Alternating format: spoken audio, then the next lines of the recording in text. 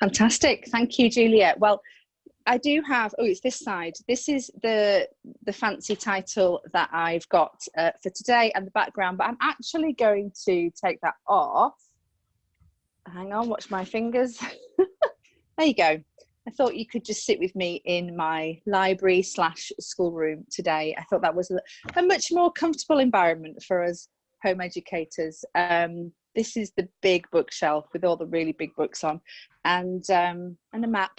So hope you feel more at home rather than a fancy background. I'm so thrilled that you're all here, that we're all together for this brief moment in time to talk about Charlotte Mason. I have had a quick flick through and recognise quite a few faces. So many of you have maybe heard me talk before about Charlotte and probably will do again. But before I get into anything, I wanted to read you a poem. Any good Charlotte Mason day starts with a poem. It's going to be a really short one, but this is by a poet called Lucy Shaw. I talked about her, well, I showed you her book yesterday.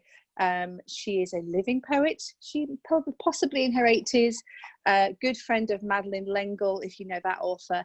I tried to pick the shortest poem in her book, and this poem is called Refuge. When the mind is wild with wind and storm, sometimes the only shelter is the words on a page. Isn't that beautiful? So whatever's going on, if all life is crazy, pick up a book and everything will calm down again. Julia, I can hear some background noise. I don't know if someone's not muted. Just to say, I can hear some movement somewhere. Okay, so the Charlotte Mason way, I've titled this Delightful Living. The idea of doing a Charlotte Mason workshop is always a huge privilege for me, but I also find it highly frustrating because it's so difficult in a short amount of time to communicate a lifetime of work from her, but also many years of research and reading and practicing of something for me. So whenever I do something like this, you have to understand that I'm literally, so it reminds me of Dave and I once had the privilege of sitting down at this really beautiful hotel in this restaurant. Somebody invited us to be a part of this meal, and I think it was 8 courses. I don't know if you've ever had a meal like that. It blew my mind. 8-course meal, and it was decadent and extravagant, and it was beautifully presented, and it was brought out to us, bit by bit. And when I come to do something like this, it feels like I've got a teaspoon, and giving you like a little tiny tip of the teaspoon, and I'm offering it to you. So that's kind of what I feel like in what I can do today. But I'm going to open up opportunity for you to do this for yourself, because that's what's actually really important. It's like having a thesis, of discovery and practice, and tearing off a corner and saying, hey, see what you can work out from that. So please bear that in mind. I don't know where you're all at in your journey with Charlotte Mason. If you are just at the beginning of discovery, maybe you heard me mention it yesterday and you thought, oh, I'll check out what she's got to say today. Maybe you are as many years in as I am, and you just wanted to sit with me on a Saturday morning with a cuppa and hear what else I've been learning. And you're all welcome wherever you're at. But I want to first of all invite you, because there is a continuous conversation going on in the UK over on Facebook. And I know we're not all big fans of Facebook. My friends will know I am not either. 2 things I follow are my church and Charlotte Mason Conversations. So you can do the same. It's a group called Charlotte Mason Conversations UK. We do a monthly intake. Go over and find it. That is a continuous conversation with a community of educators here in the UK and Ireland who are learning together, and it's a really vibrant community. And you can ask your questions, you can find out what books you want to find out, and there's so much there. So please hop over there, even if you need to set up an account just to join that, I encourage you. It's just it's an easy place to do that kind of group work. So there's that. And then, you know, if you look on my bio, on my information on here, I'm basically Modern Miss Mason everywhere, social media, website, podcast. Again, there's this continued conversation of learning. I don't know how much time we'll have for questions at the end of this. I do want to engage with this community at the conference as much as possible. So I've set up a meetup, a Zoom at 7:30 tonight. So I can, it is on my private account, so I can only get 100 on there. But if I will continue the Q&A on Zoom tonight, so you can go over there. So if you go onto the virtual meetups and just say you're going to join, and I've already put a link on there. So there we are, an opportunity, no matter how much we get through today, we can continue the conversation together, because no doubt you will come out of here still with more and more questions. So just a little bit of background in case you don't know much about my life. I've got 4 children. The oldest I took my children up to thus far with a formal pattern of the Charlotte Mason education was 15, which is actually beyond the years Miss Mason would have been working with. If you look at when children, how old children went to school for, how long they went to school for in the early 20th century. So both my teens opted to go to a year 10 entry academy, take GCSEs. One is pursuing an education and career in the sciences. She's really thriving in that, particularly interested in being a paramedic, so looking towards that. And the other is currently applying for apprenticeships to go into a trade. So that's where I know what parents are like. We kind of want details sometimes. Both my older teens, they really would prefer to attain higher and further education through a company who has employed them and who are going to pay for it for them. So smart kids there, but we'll see. So I have an 11-year-old, excuse me. I have an 11-year-old boy at home and a 9-year-old girl. So apart from a year in reception, from my eldest daughter, my children have always been educated at home, and we began to implement the Charlotte Mason philosophy from the outset, from the very beginning. I was researching home education and discovered Charlotte Mason years before we started home educating. So I was deep in there and knew this is the way forward for our family. So I have delighted in preschool and early years, and I always call those the beautiful beginnings. They are, I know you're juggling babies and toddlers and trying to read Winnie the Pooh at the same time, but it is amazing, and it's a great time for you to be learning and engaging as well. I thoroughly enjoyed digging deep for knowledge with the middle years, and have passed on the baton now to my older independent learners, and now getting to do a lot of it all again on repeat. So you know, they're always guinea pigs, aren't they, in the family.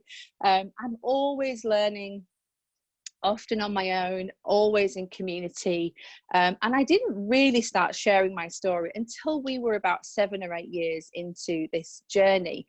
And honestly, it's sincerely a joy to encourage and hold the hands of others who are carving their own way in the Charlotte Mason education. In fact, it was 9 years ago, after the very first Learn Free conference, that we set up the online forum for people in the UK. There were 12 of us right at the beginning, and there's now over 1,500. So come and join that conversation. Right, I am going to skip over, you know, who she was, that kind of history bit. You can Wikipedia that; it'll come up like that. That's the stuff you can definitely just Google later on if you have no clue who she was. But basically, she's no longer with us, Charlotte Mason, but was a prominent voice in education in the late 19th century and early 20th century. She actually originated from Wales. A lot of people think she was from the Lake District. She wasn't. She spent the second half of her life in the Lake District, which is why it's so precious to us, very literary place. And she's still rocking our world today, especially within the home educating arena all around the world. So I describe the Charlotte Mason philosophy as an upside down, inside out educational approach. So where traditional approaches spoon feed, lay on information, keep kids busy, water down a kid's world because of basically how we view children, the Charlotte Mason philosophy believes that children are already whole. A person who doesn't need molding or shaping, but drawing out from, which is fascinating how the modern view of education has kind of developed, because the actual word education comes from the Latin, which is out of, to draw. So the word basically means to draw out of. So Charlotte knew her stuff, didn't she? So the Charlotte Mason philosophy offers an opportunity for all children, and this was important for Miss Mason. She was writing and speaking and influencing in an age where children were seen and not heard, where it was only the elite and the wealthy that got to go on to further their academics, to go to university, or even feel value in the knowledge that they had. And no matter what, what their family setup or economic setup was, Miss Mason believed that education is for all, and it was so important for her. And she set up her systems so that this could be used for all children across all homes and schools across where she was influencing. And she believed it was their right to live their childhood in the right environment, with the right books and stimulus, with the opportunity to dig for knowledge for themselves and then tell of it, narration, in some way or another. So, little bit of background again, Charlotte Mason, she didn't have children herself. But she brought a team around her. She was very clever. Parents Review, you might see, which was like a magazine that went out, the PNEU, the Parents National Educational Union. The continued work, even after she'd died, was highly influenced by her. She edited the Parents Review. A lot of those went into her, I think it's volume 3, is basically a compilation of her, a lot of articles that she edited and wrote. And she brought people around her to outwork her philosophy and methods. And these people did raise children, did teach them in classrooms, did teach them at home, and some maybe didn't have governesses. It was a different world, but she brought people around her. And I was reading even recently some of the Parent Review articles, and there are examples of letters that were written to Charlotte, to the PNEU, from parents saying, just telling of the impact of the philosophy and methodology upon their children. If you want to know more about those, you can ask me, I can send you some links. But they're so lovely to read because they're not highfalutin and kind of, they don't sound much different to what you and I talk about when we talk the thrill of our children enjoying their learning. But it's important to have this context. She didn't speak into a 21st century context. She wasn't possibly imagining home education to look like it does most days in our living room, in our dining room, on our dining room table. She trained governesses and teachers. She taught herself, but she created a way for missionaries and mothers and fathers all around the world to implement her methods by writing it down, and then others made it their own. Now, the other thing I don't know if we've got any dads on today. I didn't see anybody else scrolling through. But the other thing I was reading in the Parents Review, when they were pulling together the PNEU and forming that, they had male voices into that arena. They made sure that this wasn't just for mothers, but it was for fathers too. So that's probably really important for somebody in the room today. Up to her dying day, she was the key spokesperson into the PNEU and the editor of the Parents Review. So you can trust all that. There are 6 volumes of work, which might take you a lifetime to work through. There's so much to read. There's so much you could engage with, so much you could delve into. But you know what? The real proof, as they say, is in the pudding.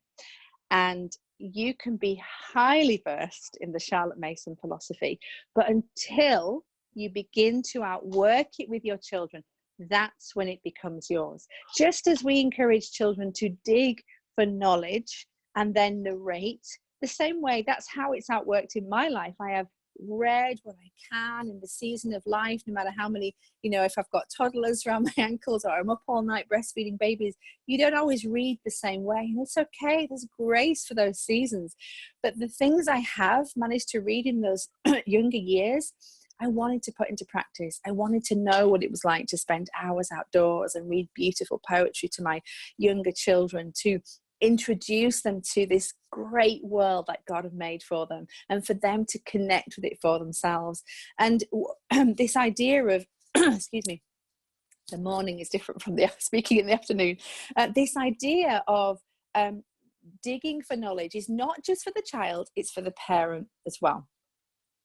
So the way of the parent is the way of the child. And I said a little bit this in my keynote yesterday. The video is up there now, so you can go and listen to that. But it's important as a parent to stay intellectually alive, and again, don't let that word be a barrier. Just stay curious, read great books, look at beautiful art, dig for knowledge yourself. Now, I want to just kind of a little pause here, say something about curriculums and guides to follow, because I know there are people on here who maybe are fairly new and you are wanting something concrete to help you, like, how do I do it? And that is that is a common thing that people want and need, especially in the early stages. So just be aware, lots of people do put the name Charlotte Mason onto their sales pitches, onto their things that they're selling. Just look at it, carefully examine it before you jump in and think, well, that obviously is something I need. Sometimes people sell stuff just because it's about nature and they'll put the word Charlotte Mason on there, but I'm going to get into that in a moment. So no matter what you use to assist your days and your schedule, no one else can draw out and strengthen the delightful way of life in your children and for you. It has to become yours through discerning for yourself what a living book is, discovering knowledge with your children, and watching the connections take place before your eyes. Book lists are great, but don't let them become a crutch for you. Don't let them become something you completely lean on and rely on. There is such a thrill in mooching around secondhand bookshops and picking up a book and doing the 1-page test or the 2-page test. Have you done that before? Read the first page. Pick up a book. You might think, oh, is this a living book? Open it up. One thing you can look at to start off with, was it written by one author? This can differ, but generally the good living books, they're written by one author. Read the first page. Does the author appear passionate from the outset? Does it draw you in? Does it make you want to read on? Then yes. If so, put it in the basket. If you're bored after 2 lines, put it back on the shelf. Somebody else can buy it. But that's a great test of discerning for yourself what a living book is. I just want to quickly endorse a few resources here. I firstly want to talk about, because this comes up a lot, it's even come up on the app this weekend, and it comes up in questions a lot. I want to just mention Ambleside Online. Hugely popular. It's free, which is amazing, and it's a step-by-step, very detailed guide rooted in the Charlotte Mason philosophy over many years. So you can take your children all the way through using Ambleside Online to implement with your children. It's not just a guide. There are articles on there. There's the 6 volumes on there in the original English language and in modern day language. There's PNU articles. There's parents review articles. It is a storehouse of knowledge. So I am incredibly grateful for it, and regularly hop on there to find something. It's led and it's directed by highly researched, experienced, intelligent people, and moderated by people all over the world. So it was pioneered in the States. It's mainly run by Americans who live in the States. Actually, some are in different places now, but there are voices into it from countries all over the world, and I've met many of the people who work on it, and they're amazing people, and worked with some of them. But I just want to say something. I have talked with mums at conferences sometimes. I've had conversations afterwards, and they've taken their children through Ambleside Online, but never read a volume of Charlotte Mason's work. Some of them, bless them, didn't even know that Ambleside was a real place in the Lake District, which I guess if you don't live here, that's an easy thing to do. And that is not something that Ambleside Online endorse at all. But I just want to say, for those who are brand new, following a program can produce that sometimes. It can lead you through and guide you through and show you what to do, but you still have to dig for knowledge. You still have to make it your own. And I know they would say that too. So I just want to say, if you are going that way, and I'm going to say a little bit about personality and our choices, but if you're going that way, still make it a choice to dig for your own knowledge and to make it your own. It's so, so important. Personality and confidence is a strong factor within these decisions for home education. And in some, right at the beginning, want to be structurally guided, and they may veer off to, into their own terrain after a year or two. And if that's your story, give me a thumbs up on the app. You can do that. I think that's not stopped. If that's your story, if you needed structure at the beginning, but then you veered off, made it your own, that's so common, isn't it? That we find ways to help me just get a leg up, and then let me find what this looks like. I sometimes think it's a bit like house building, home education, especially within the Charlotte Mason philosophy. Some want to build brick by brick in really beautiful straight lines. Others want to build a hobbit house with a roof that you can grow things on. But in both cases, you get somewhere to live, and that's okay. I'm totally the hobbit house. Okay, I just want to mention a couple of things here. Exploring Nature with Children with Lynn Seddon, totally based on the Charlotte Mason philosophy. She is from Wigan. She's raised 2 daughters using the Charlotte Mason philosophy, and it's a beautifully creative guide to studying nature, along with handicrafts, poetry, seasonal celebrations, everything. If you've got teens, I want to recommend Cat Patrick. It is like 4 a.m. where she lives, because she has moved back to the States. But that is a great resource for pre-GCSE, and she has got a lot of letters after her name. Check her out on the app. She's got all her stuff on here. Amazing. I really found people like the resources at Simply Charlotte Mason. Again, it's American, but it was so helpful. If you want some how-tos, how do I do dictation? How do I do narration? If you're not finding it where you're looking, go to YouTube, type in the exact thing with Simply Charlotte Mason. She's bound to share it with you. And I love their art study guides. I mainly use the pictures and really the guides, because Hobbit House and all that. I know Julie Ross, who writes A Gentle Feast. She's a great lady, again, very experienced raising children with and educating children with the homeschool, with the Charlotte Mason philosophy.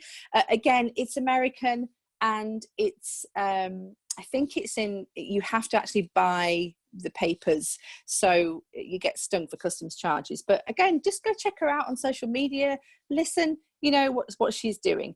So whatever building materials you use to structure your days and create what's right for you, please make it your own. My personal journey is I spent most of my time preschool years learning and reading for myself what this entails, what the Charlotte Mason philosophy is, and I'm going to get into the core in a minute, and then slowly began to implement slowly. began to try different things with my children. And then as soon as they got up to about 6 years old, we started doing a little bit more and adding onto it. And that was my journey. I have crafted my own curriculum. And again, over on the Charlotte Mason UK page, you'll find there are many people who do that. And there are many people who use lots of different resources to help them. I do think it's probably somewhat a personality thing, but it's important to make it your own. A real spokesperson into the Charlotte Mason philosophy, making its resurgence back into the States, to Europe, was you'll know her because this is the book that's always not this book. Susan Schaefer Macaulay, amazing author, and many of you may have read For the Children's Sake. Now, this book, I was recommending this, yesterday, When Children Love to Learn. It's a collection of essays. It's a really great book. It's probably gone up in price in Amazon over the past 24 hours, because I did mention it on a Facebook Live yesterday. So she said this, even while Charlotte Mason was still living, other people recognized that they could use the core ideas while developing their own educational applications. And she talks about people in Japan, people in Germany, people in India. She says the Ambleside books by her on education was sent out to India to Amy Carmichael, who found the Donovar Fellowship. She too recognized the writings, the roots and trunk she was looking for as she cared for and educated Indian children. Amy Carmichael was ahead of her time in that she tried not to impose British culture on the community. She respected India and wanted the children to be Indian. She quite rightly saw that as long as the roots and trunk were in place, which one must not change, then she could adapt the detail, the foliage, so that it was truly Indian. For instance, instead of using English nursery rhymes or tales, she wrote amusing poems in Tamil about local subjects such as insects and flowers. And there's a beautiful example of somebody who took the roots and the trunk and they made it their own. And if you think, all of our homes are a culture of their own. We have our own family culture.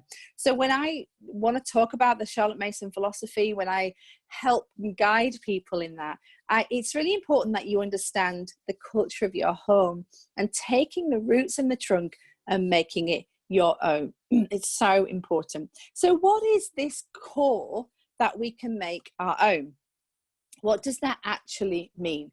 So we have to remember when reading her work that language has changed over the years, and also we have progressed in so many areas. So we know lots more about science, psychology, child development, and she gave room for that. She talks about that, about the future and the developments that will probably happen after she's long gone.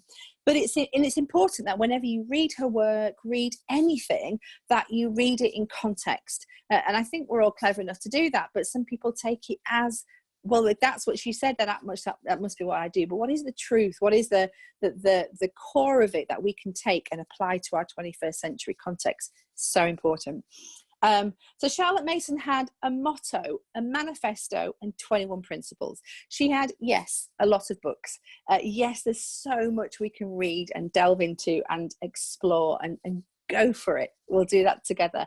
But she had a motto, a manifesto, and 21 principles that can really help us to build upon what it can look like in our home. So her motto, you can all say this aloud with me: education is an atmosphere, a discipline, and a life. So education is an atmosphere. This is the ideas that rule our lives, the culture of our home, the beliefs that ring true, whether taught or caught.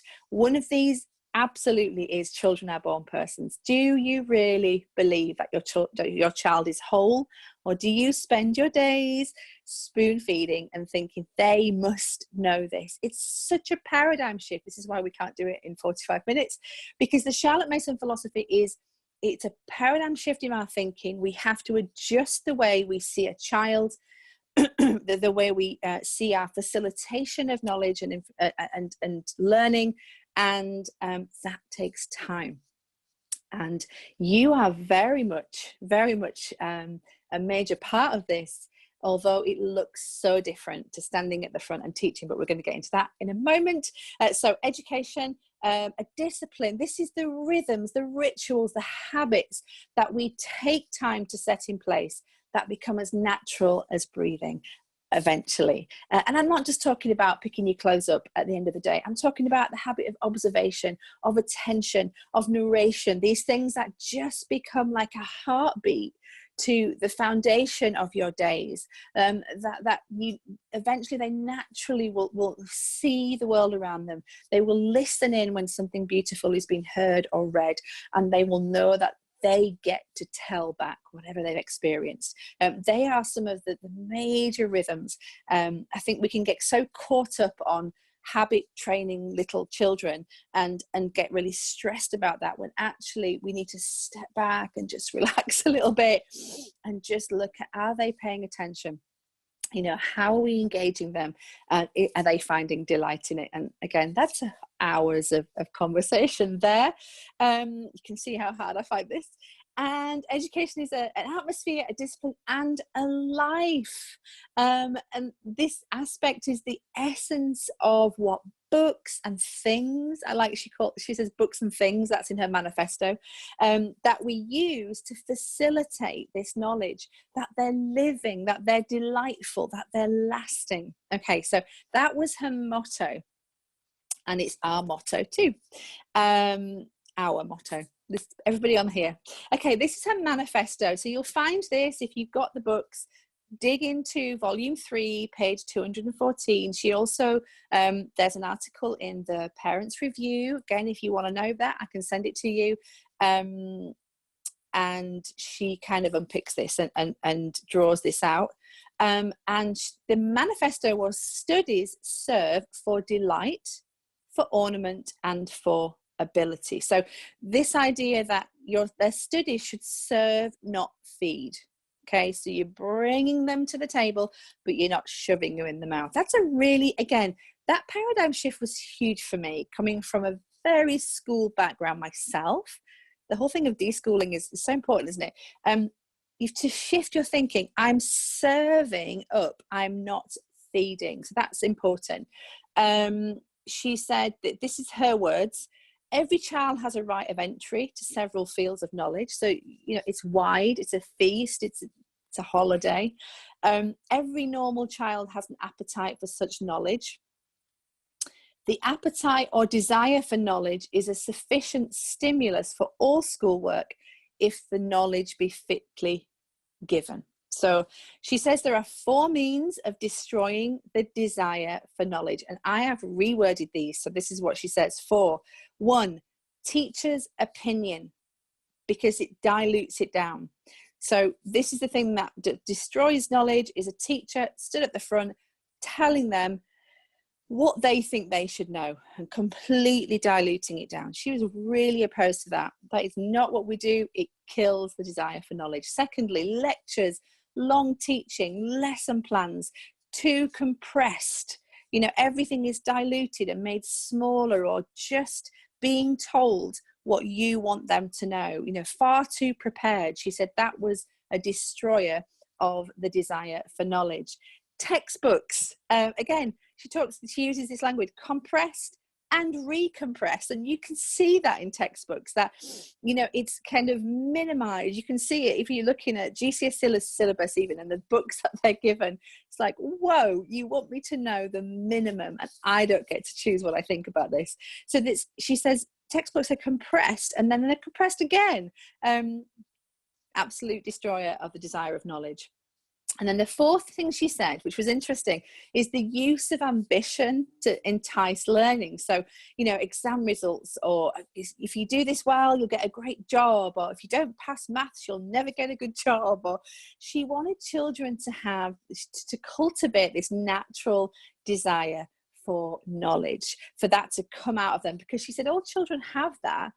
Our job is to, which I'll say the second, is to lay that out for them. So I'm not going to go through the 21 principles. I don't have time for that today, but you can find them. I would highly encourage you to, you know, I can recommend books and books and books, and especially going to her work. If you're right at the beginning and you're really trying to look into this, look at the motto, look into it, look at the detail of that, look at the manifesto, and look at the 21 principles. If you Google 21 principles Ambleside online, it will take you to a page that summarizes the 21 principles absolutely brilliantly. Read that and you'll feel like, I get it.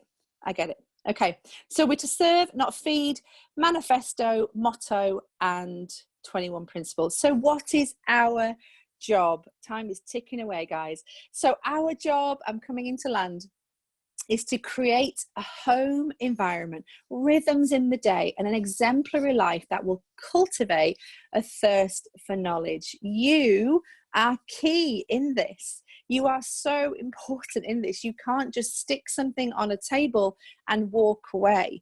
There is a progression to become an independent learner, where eventually they're doing their own readings, or you can have audiobooks. And yes, there are ways of setting this up with large families. I know you've got questions about that. And with my 4, I had many years of strategically setting up my day so that I could look around, and it was still peaceful, believe me, most days. But you can do it. You can do it with many children and one. Our job is to use a variety of great living books that are a delight and interesting to read. Our days are full, and have been for years, of poetry, history, Greek mythology, Shakespeare, music, making, art, literature, nature exploration, languages, and on repeat. Our job is to understand that knowledge cannot become their own until they tell it back. So narration is queen. If living books are king, narration is queen. You can't, people often say, is it not just good enough to read the books? That's nice to read the books, but it won't become part of them unless they get to tell it back. And we start that as an oral process. You can do that beautifully and creatively, whether it's Lego or Play-Doh or reenacting it or playing it as a game. Go for it. And then they advance to written narrations, which become greater and deeper, and they are fascinating too when you've got older children. But the two, you have to have the two together. This is very much the core. Living books, narration, hand in hand. If you there's a whole, yesterday I was going to say this, on the Charlotte Mason UK page, I did a Facebook Live on narration. So if you join that, you get to see that. So this is part of our role. And then what happens to our children? Because the knowledge belongs to them, our children become alive to what they're storing up. They make natural connections and marvelously bring many things together as they hunger for more. So whether you are at the starting block, whether you're keeping the pace, which is probably where I'm at now with my younger children, or whether you're passing the baton, which is cultivating independent learners, I think it's important for all of us to go back to the motto, the manifesto, and the principles, and remember the core, the roots and the trunk, and it's important to make it our own. So guys, there's so much more I could say. My friends on here know that, but we have 10 minutes. We have 10 minutes. I'm just going to try. Oh, can you take me off the spotlight maybe? I'm going to try and have a look at a few questions. 10 minutes to answer a couple of questions.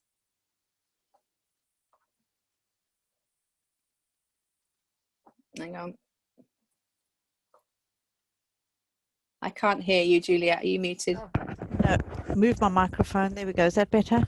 There we go. Okay, so I'm unmuted, and if so we can have you can hands manage raised my time now if you want. Yeah, so we've got 10 minutes. Yay!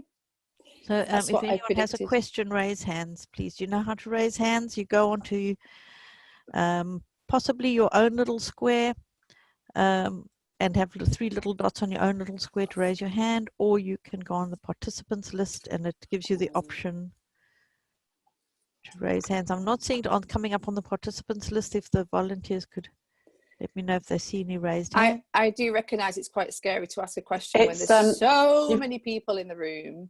There's someone called Galaxy J5 who's raised a hand. Yes. Okay, well, I see you. I recognise that face. Okay, you can ask your question. Where's she gone? Galaxy J5. I don't know what her name is. Luana, but I do. Luana's you. Who is it? Joanna. There she is. Hello. Hi, Joanna. Am I unmuted? Yes. Hello. Yes. Hi. Nice to see you. What's your question? I